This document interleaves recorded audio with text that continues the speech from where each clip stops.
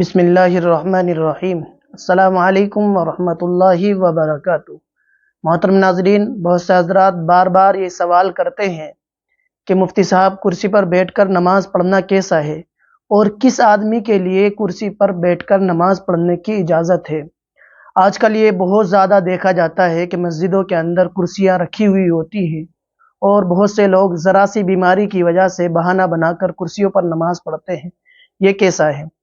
اس کا جواب علماء نے کتابوں کے اندر یہ لکھا ہوا ہے کہ اگر کوئی آدمی کسی بھی طرح زمین پر بیٹھنے پر قادر ہو، کسی بھی طرح کا مطلب یہ ہے کہ چاہے پیر آگے کو پھیلا کر کے یا چار زانو بیٹھ کر کے یا پالتی مال کر کے بیٹھنا جسے کہتے ہیں، کسی بھی طرح اگر زمین پر بیٹھنے پر قادر ہے تو بیٹھ کر اشارے سے نماز پڑھے، کرسی پر بیٹھ کر کے نماز نہ پڑھے۔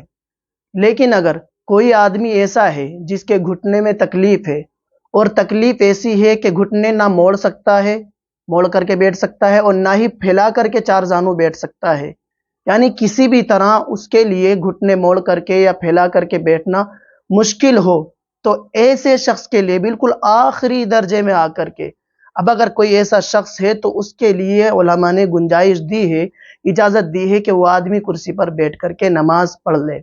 لیکن کوئی بھی آدمی ہلکی سی بیماری کی وجہ سے کرسی پر بیٹھ کر کے نماز نہ پڑھے۔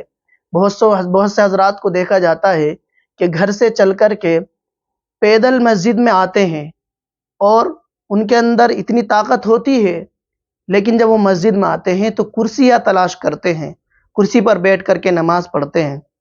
اگر کسی بھی طرح بیٹھنا ان کے لیے آسان ہو، کوئی بھی شکل لے لو، چاہے پاؤں پھیلا کر کے یا پھر چار زانو بیٹھ کر کے، جس طرح بھی وہ زمین پر بیٹھ کر کے نماز پڑھ سکتے ہو تو زمین پر بیٹھ کر کے نماز پڑھے۔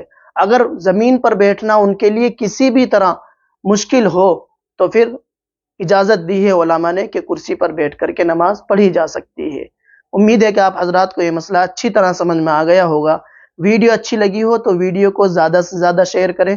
اگر آپ ہمارے چینل پر پہلی مرتبہ آئے ہیں تو ہمارے چینل کو سبسکرائب کر لیں۔ السلام علیکم ورحمۃ اللہ وبرکاتہ۔